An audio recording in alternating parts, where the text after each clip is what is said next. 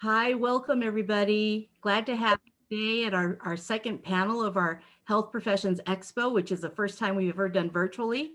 I'm Josie Jen Morgan, the coordinator of the Pre-Health Professions program. And so we're very excited with our panelists today representing the U of A programs that we have in the health sciences. And so I'm going to go ahead and turn it over to the advisor that's coordinating this particular panel. Is that me? All right. Sorry, I'm also like the Wizard of Oz behind the curtain over here. So welcome everybody, and we're glad to have you here on this Zoom Expo Day, and you know we're happy to have all the students here as well, and other participants such as advisors and other members of our community, and like I said, it's a great day. It's nice outside. We're inside, unfortunately, but it's a great weather outside. I get to enjoy our new building, even if it's for the day, until we come back in person to. I was about to say Bear Down Gym. We're not at Bear Down Gym anymore. We're at BASS, the Bartlett Academic Success Center. And so again, welcome everybody. And with that, we have our ambassadors who will be sort of facilitating this panel. We have Yaneli, Bella, and actually just Yaneli and Kobe. Bella is I believe not in just yet, and so I will pass it on to them. Thank you. All right, thank you, Renee. So before we begin, we would like to recognize that the University of Arizona sits on the original homelands of indigenous peoples who have stewarded this land since time immemorial. Aligning with the university's core value of a diverse and inclusive community, it is an institutional responsibility to recognize and acknowledge the people, culture, and history that make up the Wildcat community. At the institutional level, it is important to be proactive in broadening awareness throughout the campus to ensure our students feel represented and valued. Thank you for that, Kobe. So we would now like to take the time to have our panelists introduce themselves. So whoever would like to go first may start now.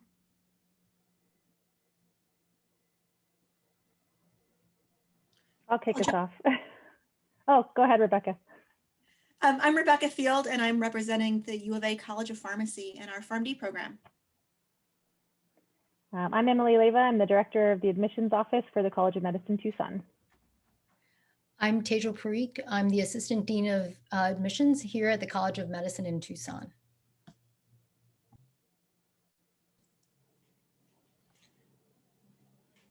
Hi, I'm Eva Waiteka. I'm the Director of Admissions for College of Public Health in Tucson. I'm Tanisha Price Johnson, and I'm the Associate Dean of Student Affairs and Admissions at the College of Veterinary Medicine.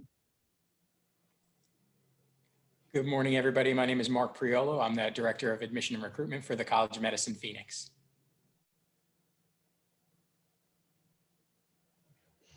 Hi, everyone. My name is Stephanie Tilgis. I'm here representing the College of Nursing.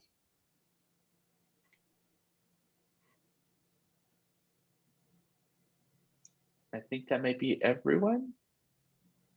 Okay, cool. Thank you all for introducing yourselves. So we'll now open the floor to questions. Feel free to put them in the chat or unmute yourselves.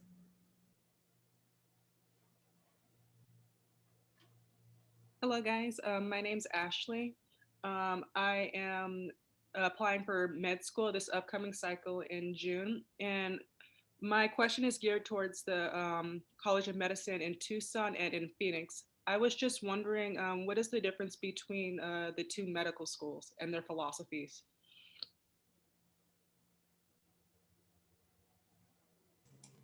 Should I start real quick? I think one of the biggest differences that we usually talk about from both of our sides is the model of clinical education. Up here in Phoenix, we do practice a distributive model of clinical education, meaning we have students going out to different sites around the greater Phoenix area.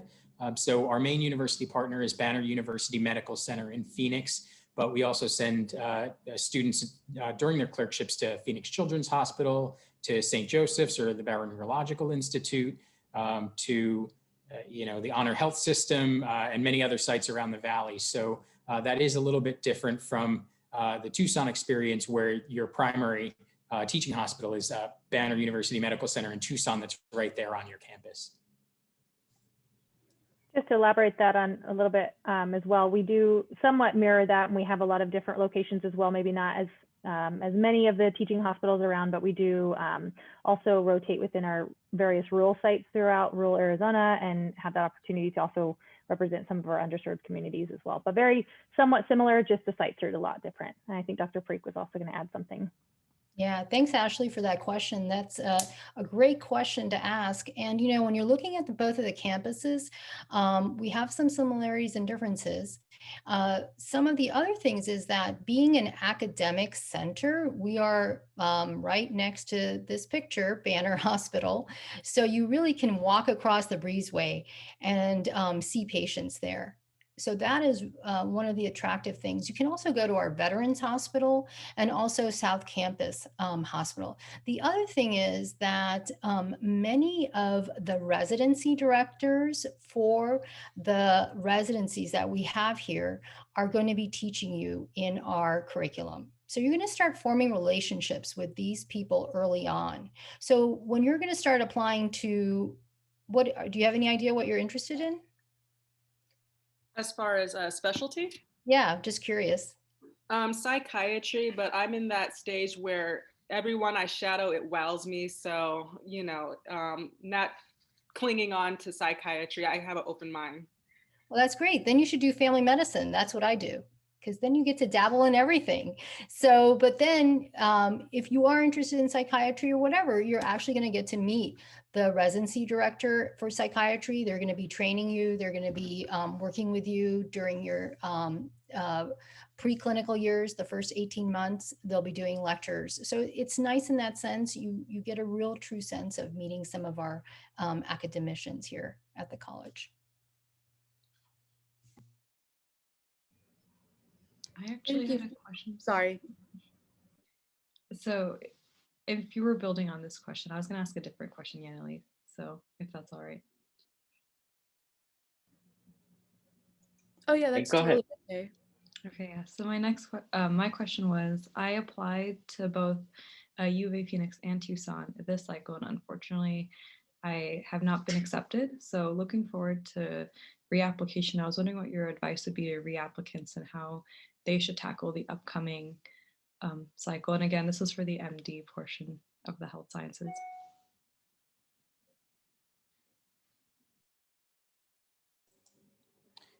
Sure. Thank you for your question. I guess I'll start us off.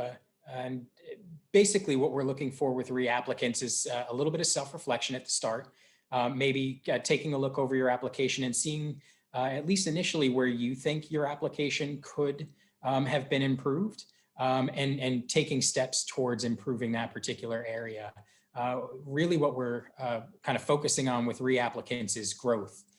And so anywhere that you can show growth, you can show where you continue to improve upon your clinical skills or your research skills. Those are the types of things that are really going to help reapplicants stand out.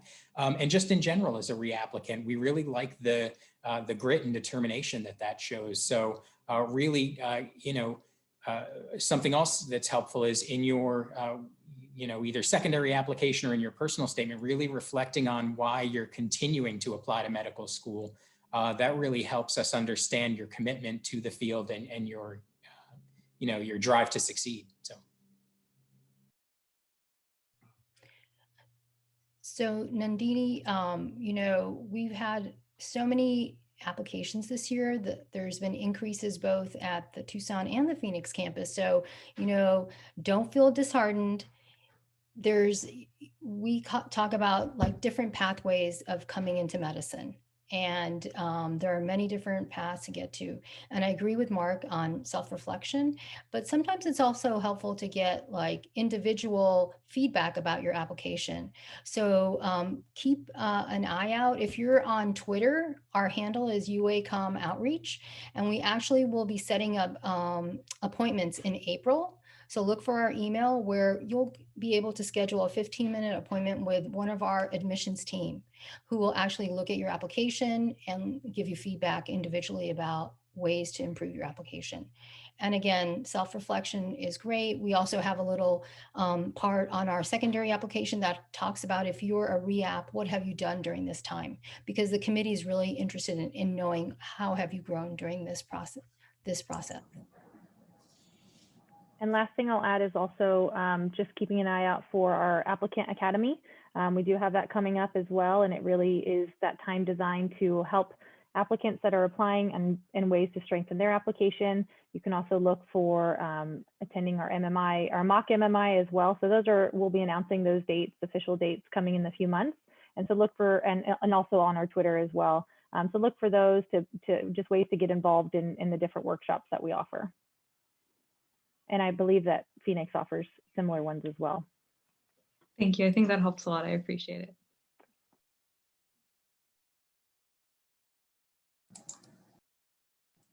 I was wondering if I can jump in and ask a question.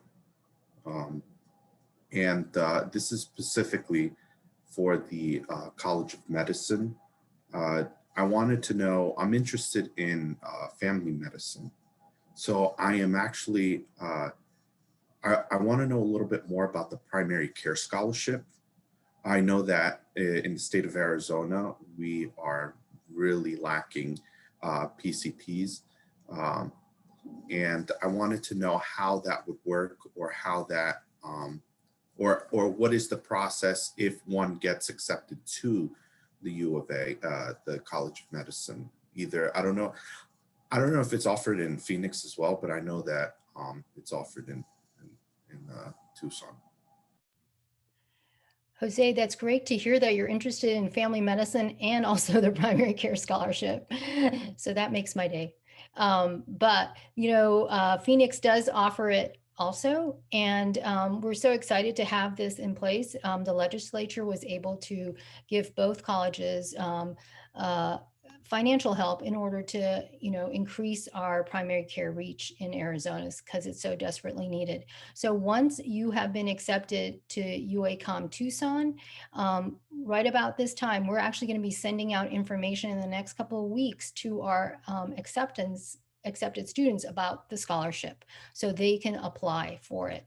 And basically it's a commitment to say that I'm interested in primary care and I want to go and work in an urban underserved or a rural underserved area in Arizona. It does allow you to go do residency in another state, but then to come back here and you serve for the number of years you receive the scholarship with a minimum of 2 years. So you can apply early on, right when you start, because then if you are committed and you can have all 4 years paid for. Otherwise, we have openings during your time at the medical school if you're not ready yet to commit. Thank you.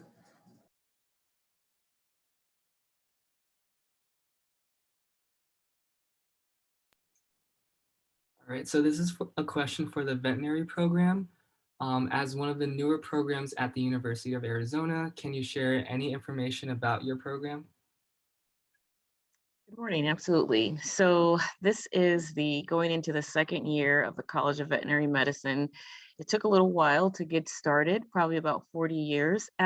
Lots of discussion that went on surrounding the launch of the program, but we are currently we've launched our first year cohort of 110 students. And so they are actively engaged in the 3-year program. It is a program that focuses mainly on active learning or team-based learning, TBL learning. The first 2 years are spent learning the foundations and surgery. And then the 3rd year is focused on the rotations into the various working clinical hospitals. We don't, of course, have a teaching hospital, but we utilize the clinical affiliates surrounded throughout the state as well as regional areas for students to get that clinical experience. And so we have a distributive model. So most of our students will begin their first 2 years at the Hanley campus, which is in Oro Valley, but we use the Campbell Farms or the Agricultural Center to do the in-person live animal labs. And so we are in our second application cycle and actively recruiting students, interviewing, selecting students for the next cohort that will begin in August. And it is a 3-year accelerated program, so we are a year-round program. So our next question is for the College of Public Health. For students interested in public health graduate and undergraduate programs, how has COVID-19 impacted how they are learning? Are they able to become involved in this area? Hi, yes, absolutely. We have increased all of our efforts and resources that are available to students. We have actively engaged with our students and utilizing our student ambassadors a lot with help on this, because students like to hear from students just like themselves. And so if we work with them to organize events that students can still come together safely in a virtual environment, we have seen that that helps tremendously with students learning and just staying active and informing them of other events also within the college and within UA Health Sciences, because there's so many opportunities every single day that even as staff we participate in, but we welcome our students into that environment as well.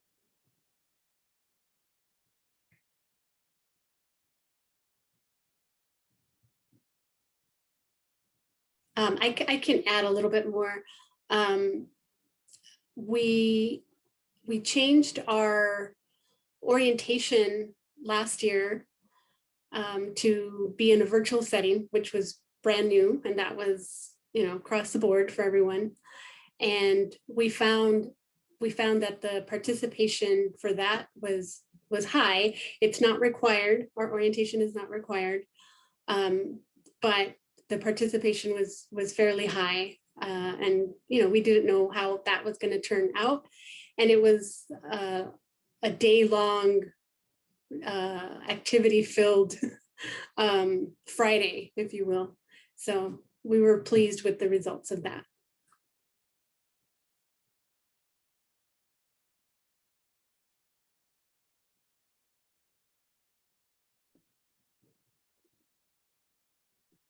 All right, thank you very much. This is a question for the College of Nursing. Can you please walk us through about the path toward being an RN, including BSN and MEPN? Sure. So we have the two different pathways at the bachelor's level and at the master's level. And so at the bachelor's level, it's a traditional 4-year degree, and students apply for the most part in their sophomore year for entry into the bachelor's program after completing their prerequisites. Students are selected based on a variety of criteria, and that's going to be things like GPA. We require an entrance exam called the HESI. So it's sort of like a nursing school equivalent to the MCAT. We look at experience. We look at volunteer work, healthcare experience, leadership, honors, you know, kind of a variety of criteria, like I said. And then the top candidates are selected for admission from there. Same process for our master's entry program. We just require that students have a previous bachelor's degree before applying for that program. And we do have pathways for the BSN program in Tucson. We also have a newer program located in Gilbert, which is like a suburb of Phoenix. And then we also have our master's entry program available in both Tucson and Phoenix. And we're definitely looking for more applicants for our Gilbert program. It has an integrative health emphasis, and we're expanding the seats that that are available in that program. So in the past, we've had just a very, very, very small amount of seats compared to how many applicants we have, but we've recently been able to expand that. So that's been great. We've been able to get more students into the program and graduate more nurses.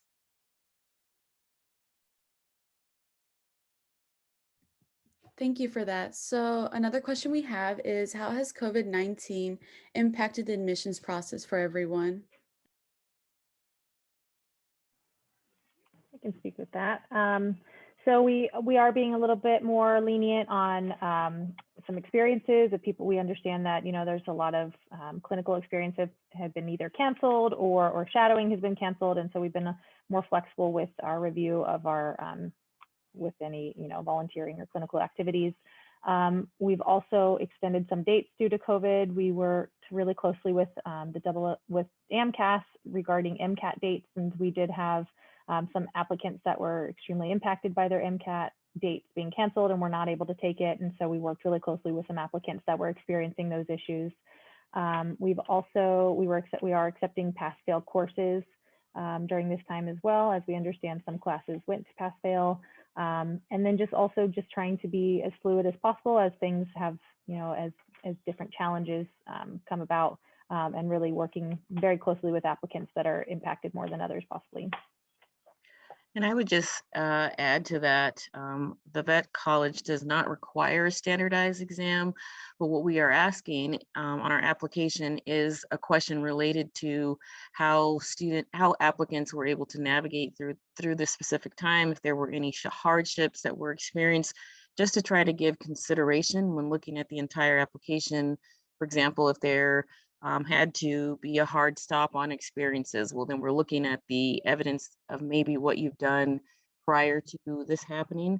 In addition to that, the interview cycle, of course, has been a virtual opportunity, which I must say has been somewhat of a nice change, because you're able to interact with more candidates at one time. And so maybe looking forward, keeping that hybrid in-person virtual model for interviewing. But really, I think the biggest takeaway is just the opportunity to understand how applicants manage challenges and the resilience through this challenge.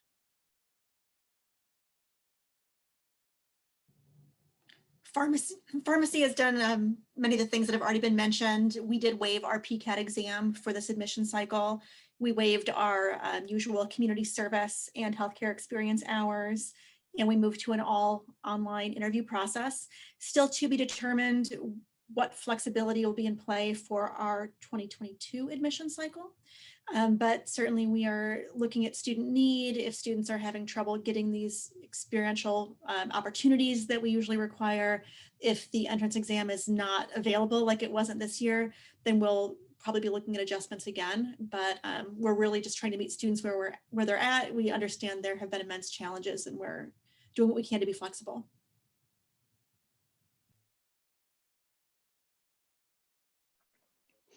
Yeah, similar for nursing. Move to online interview process, online standardized exams, and then to be flexible with experiences. I try to tell students that everybody's in the same boat as far as having limited access to volunteer work experience in healthcare. I have a general question for everyone. So with students, who do plan to, go away from home and stuff, like that, I was wondering, how can they go about getting the general vibe of a location they've never been in with COVID still happening? Because everything's online, and usually you'd fly out to that location to see how the weather is, see how the culture is, see, what the campus is like.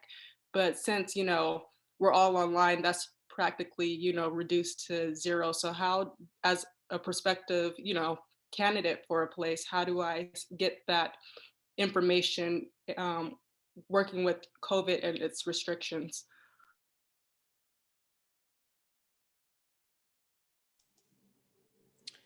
So Ashley, that's a great question. And that's actually a question that we're asking ourselves, because we want you to feel and experience the culture of each one of our schools, and meet our students. I think one of the best ways is what we've tried to do is on our interview day, have a panel of our students who are at the medical school, so that you can actually speak with them and, kind of ask the burning questions you want to ask about what's life like in med school, what's really happening during COVID. Are you going in to see the patients in the hospital? What are your classes like? How many Zoom lectures are there every day? All those kind of questions. And I think the best thing is really being able to kind of ask students who are really in the program right now. I would think that would be one way to help you. But it's a hardship right now that you can't come to the campuses.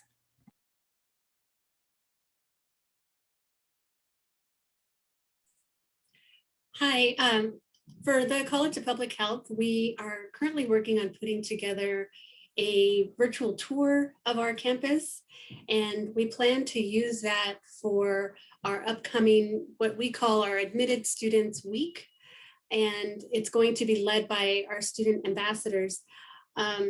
Normally that event was in person. Last year it was canceled altogether, and it is separate from the U of A's main campus Admitted Students Week that is held.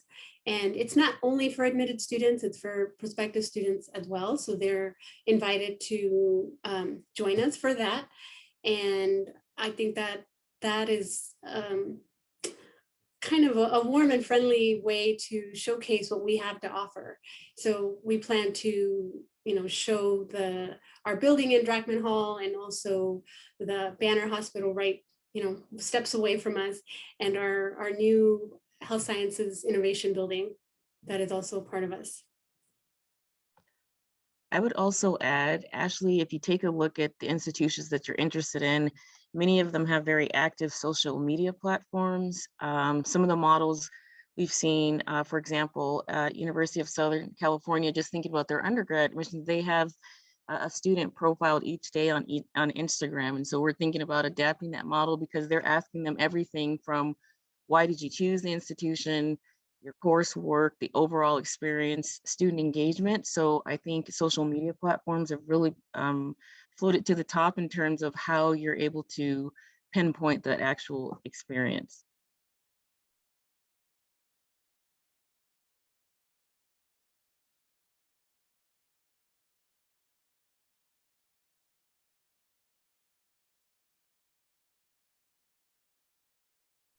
All right, thank you so much for all your responses. So this is a question for all programs. We always receive questions about community college courses and whether or not they are accepted by health professions programs. And so what are your respective policies on community college credit, and also in addition AP credit?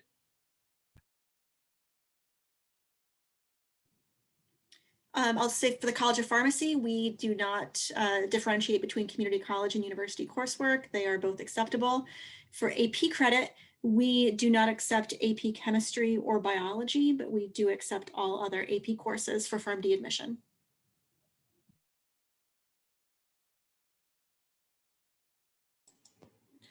For the College of Medicine Phoenix, we don't differentiate between community college and four-year university courses either. We do have one requirement for an upper division science course, and so that would typically have to be completed at a four-year school.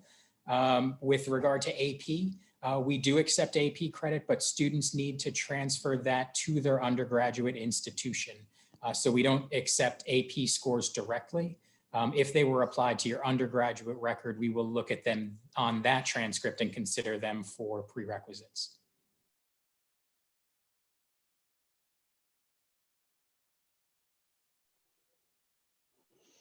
The College of Nursing doesn't differentiate between community college and university courses either. We also accept AP credits for any of the prerequisites, including any of the sciences. I would say ditto to all of that. I would also recommend that candidates, depending on what your interests are, make sure that you pay attention to the prerequisites, especially as some schools will differentiate between the cumulative and the science GPA, wanting to examine the rigor in your preparation for the science courses, because in any of the colleges that you may enter, it's going to be a rigorous experience. So make sure that you have those foundational knowledge intact. Yeah, I'd like to echo what Tanisha just said, especially for our biostatistics program and our doctoral programs. The GPA in specific coursework is looked at a little differently. But with respect to community college coursework, we don't differentiate. And so long as it's on your transcript that you transferred in a grade for AP, we'll accept it. And that too is the same for the College of Medicine in Tucson. We take AP credits. We've always taken courses done at community colleges, and we have changed our prerequisites. So you might want to check our website just to get an update on what our new prereqs are.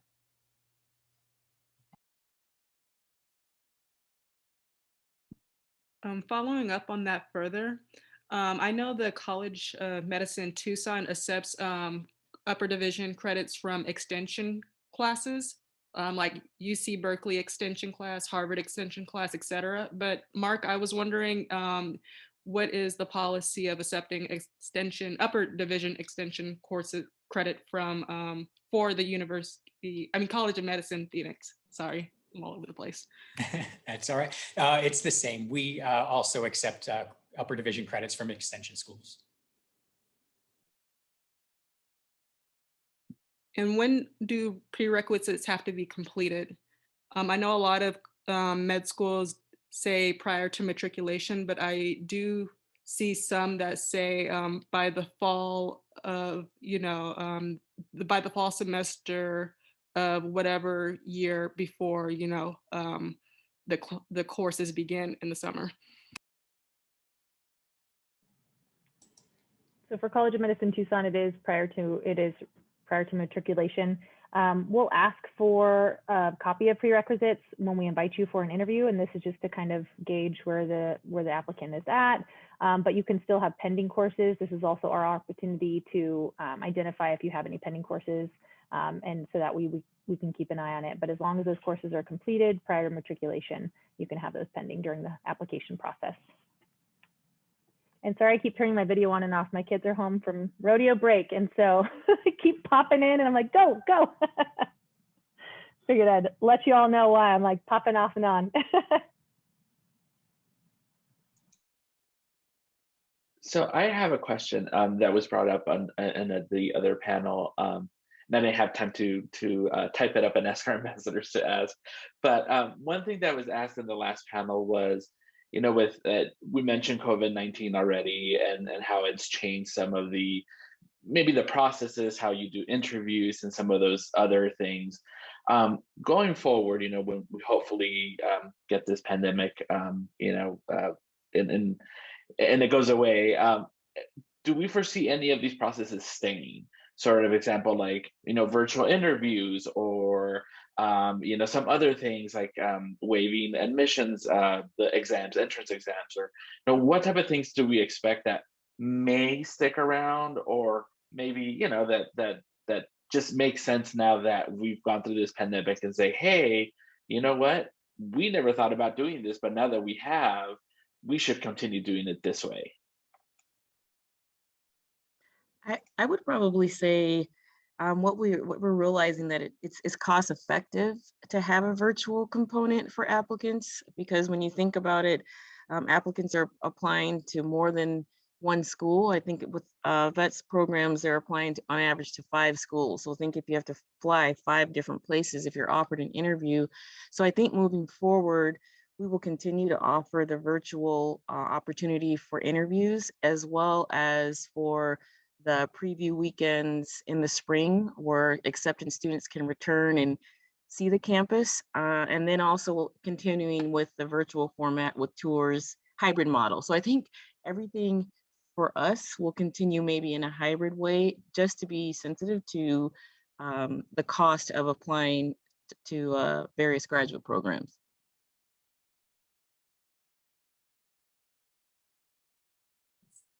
Hi, there was a question in the chat that I picked up, and I provided a link to some information, additional information on our dual degree programs.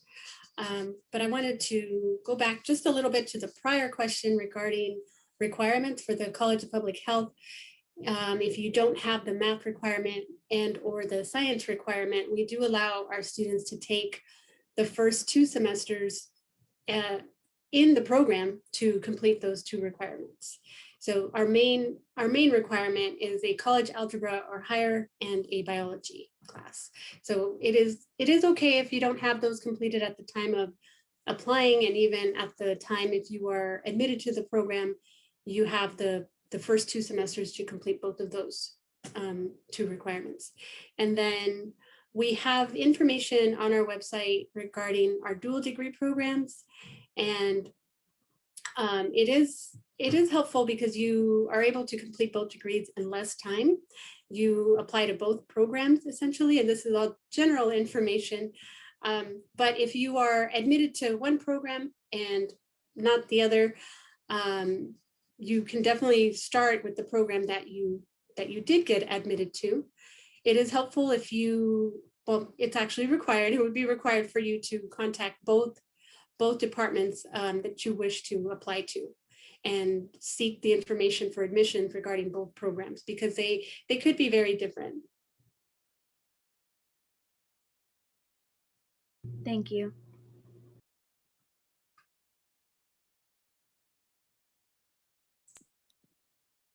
I also have another question out of my, bag of questions. As I surf around at different medical school websites, I see this thing called visiting medical students. And I was just wondering, what is that? And like, does the College of Medicine Tucson and Phoenix have it? And what's the benefit of being a visiting medical student?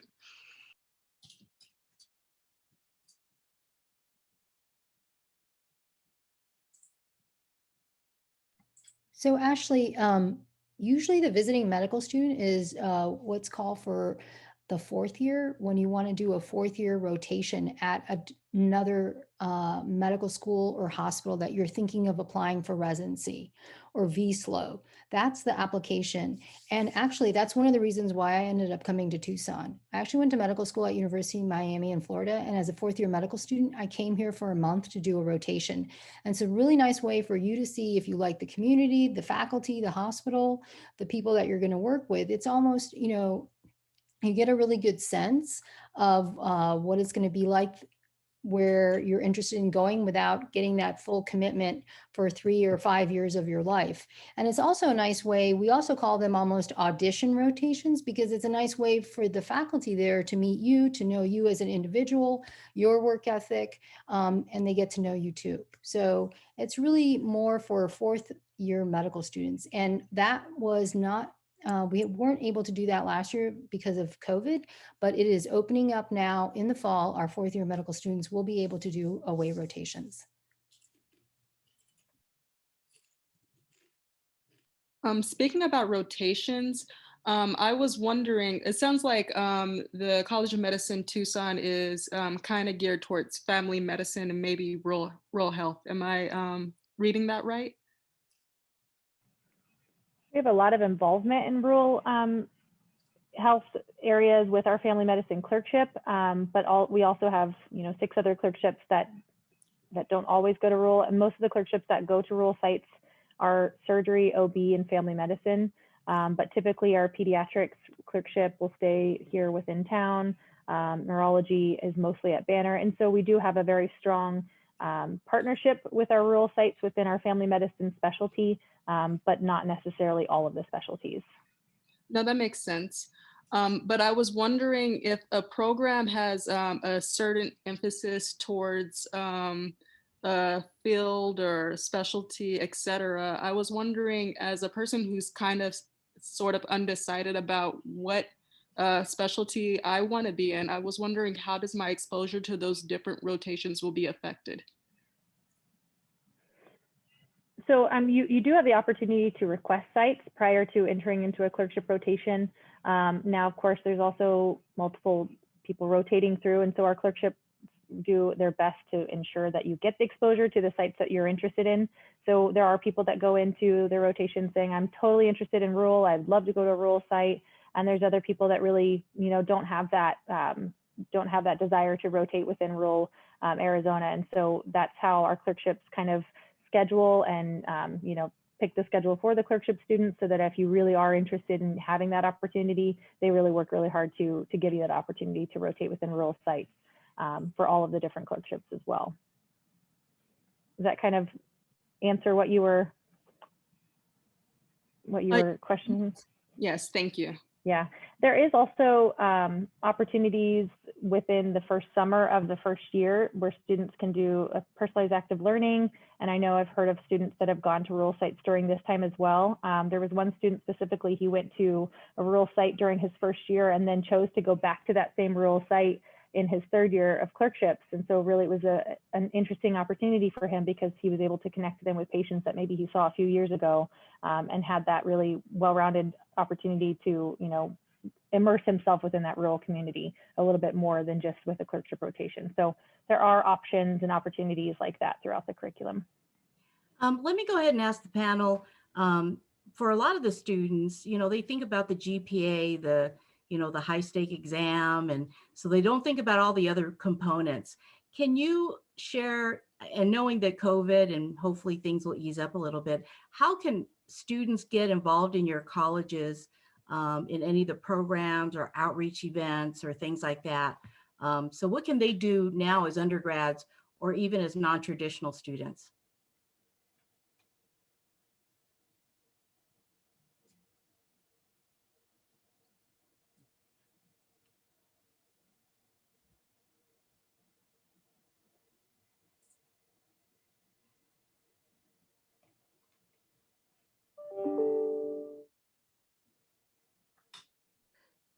Looks like you're up, Mark. That's me? Yeah, you. Yeah, so students can always get involved with us, you know, prior to applying, even just by reaching out. Contacting our office is a great way to get us, you know, establish a relationship with us and start to understand a little bit more about our process and the, you know, the campus and community that we have in Phoenix. We host information sessions that we do encourage students to attend. It's a little bit more difficult. We do have some summer programming that students can participate in, but you know, if you're down in Tucson, sometimes that's a little bit of a hike to get up here to Phoenix for those weekend programs. But then there's just other ways where, you know, we're located on the Phoenix Biomedical Campus, and there's a lot of research opportunities up here. So even just reaching out to some of the various centers and seeing if they have a need for a research assistant or an intern to come in and get some of that, you know, maybe not clinical experience, but even just research and getting that, the critical thinking skills that come along with that can be an important part of your application.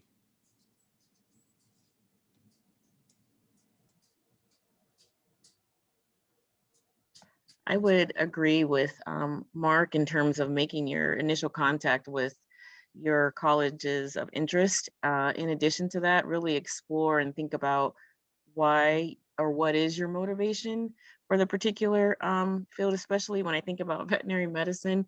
Many people think, oh, I'm going to be working with cats and dogs, but really there's a diverse set of clients that you will be interacting with, and you need to understand the health and wellness that surrounds the field. And so connecting with local clinics, reaching out and connecting with local veterinarians, getting onto the websites are really key ways to understand what this field is all about. But I think the initial thing is connecting with the college and understanding what partnerships they have with the community and what summer programs, information sessions may be helpful ways to help you figure out how to get involved, especially in light of the environment that we're in now.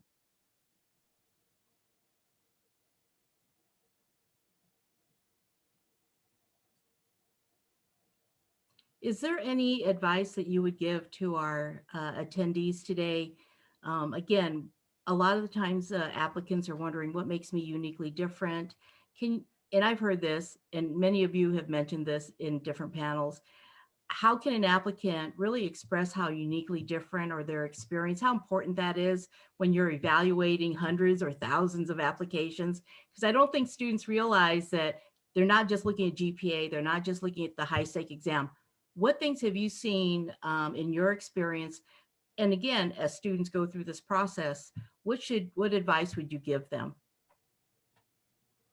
The applicants that really stand out the most to me are students that have their own unique story, but find a way to connect it to the College of Medicine Tucson or the school that they're applying to. I really feel like that's the biggest moment that you get to really shine, but also in an area that we're also very interested and very passionate about. And so I think that finding ways to connect yourself to the school that you're applying to is really something that's not easy to do, but it really helps an applicant stand out. And just adding on to what Emily said is, one of the best ways is to go to that website of the school that you're interested in. That is a great place to start. Look at what are they saying is their mission, and kind of write some of those words down: community, research, whatever it is. And then look at your experiences and see how your experiences tie to the mission of that college, and then create your story. As physicians, we're storytellers, and the admissions committee wants to read your story. Some things that you might think like, oh, everybody does this. It's not true. Lots of people might not have your background of where you came from, what obstacles you overcame. The more personal you can get with your story and how it relates to you as an individual, and how that relates to you being a future vet, a future pharmacist, physician, whatever it is, create that narrative. We want, and weave that narrative throughout your application. At the College of Medicine in Tucson, our interviewers are blinded. They don't know anything you've written in your application. The same with the screeners who screen your secondary. Only the admissions committee sees your final application. So you need to weave your narrative throughout your secondary, when you come to interview, and then in your full application, because we want to hear it throughout. What are you passionate about? Create your story.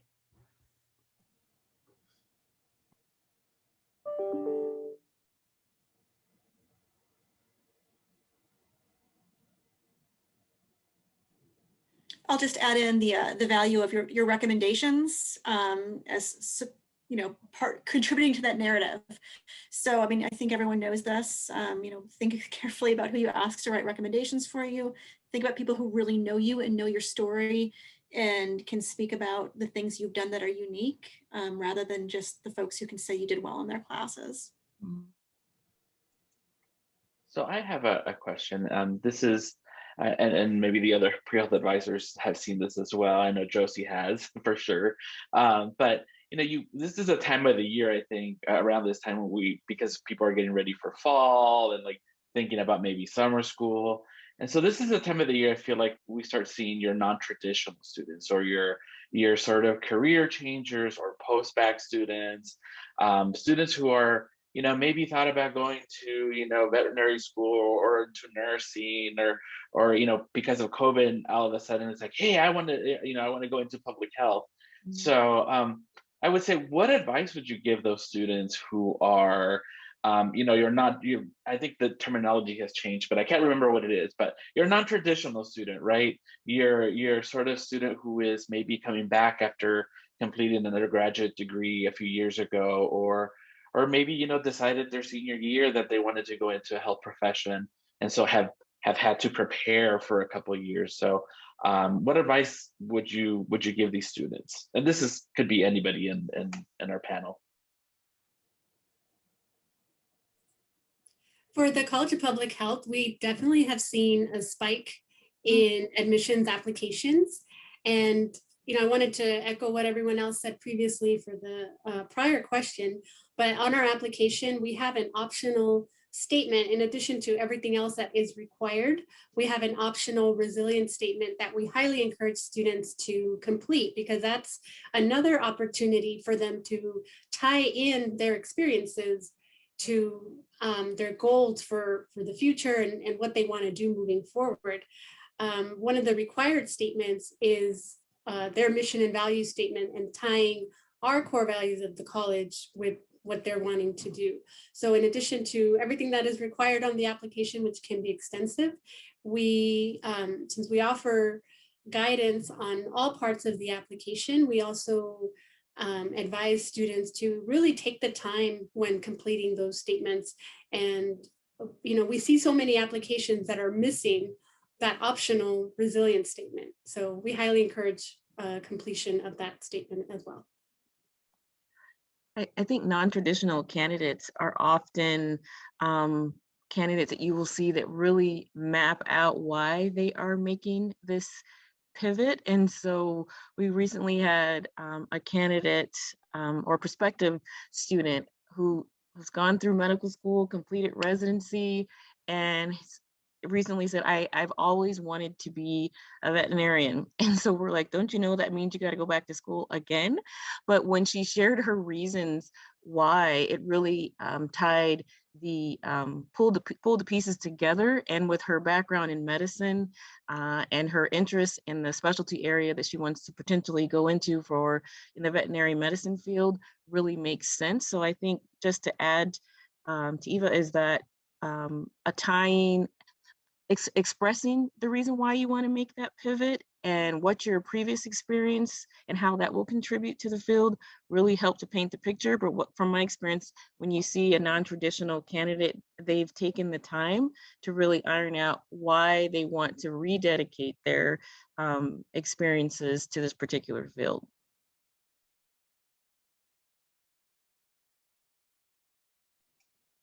All I can say is that I'm thinking, this person could live in a rural area, see people and animals maybe in the same place. I'm already thinking like a TV show or something that they would Doc probably show up. Hollywood. Yeah. Yeah, exactly. They would show up on like TLC or something with having a clinic where they can see everybody. I know that we're getting coming close to the time of our ending of our panel. So just to note, if anybody wants to stay on after, or if students need to leave at the time, that's fine, or our panelists need to leave, feel free to do so. We do have an hour in between, so if people want to continue to communicate. But I think at this point, let's have our ambassadors bring the panel to a close, unless anybody else has a burning question they would like to ask. I have one more really quick question on behalf of my friend who is aspiring to be an RN and eventually a nurse prac. I believe this question goes to Stephanie. She was wondering, from an international standpoint, how is the degree looked at? It also was one of the determining factors why I decided to stay on the MD route myself, because I didn't know, I have an international fiance, and I didn't know if I were to move overseas, how would being a nurse practitioner be viewed upon in the EU specifically, or being an RN. So if you can give me some insight so I can relay it to my friend. Yeah, that's an interesting question. I think it depends. It's definitely kind of country by country as far as how the degree transfers over. But I know that, I mean, healthcare positions in general are something that lots of countries are interested in and very willing to, have it's easy to immigrate to a different country if you have a healthcare background, healthcare type degree. We definitely help students with process. A lot of times there's, kind of some paperwork, some background information that you need to provide about the degree, whether it was a nurse practitioner degree or whether you have your RN license. A lot of times they'll need proof of your degree, the coursework you took, the hours you completed as a student, potentially the hours you've completed post-graduation. So it's definitely a transferable to different countries. I think a nurse practitioner is a very flexible career. You can get certified in lots of different areas. So you don't have to pick, any particular specialty. If you wanted to become, family nurse practitioner, you can do so. You can also then, get certified as a mental health practitioner or whatever other specialty you choose. But it's definitely transferable to other countries for sure. Thank you.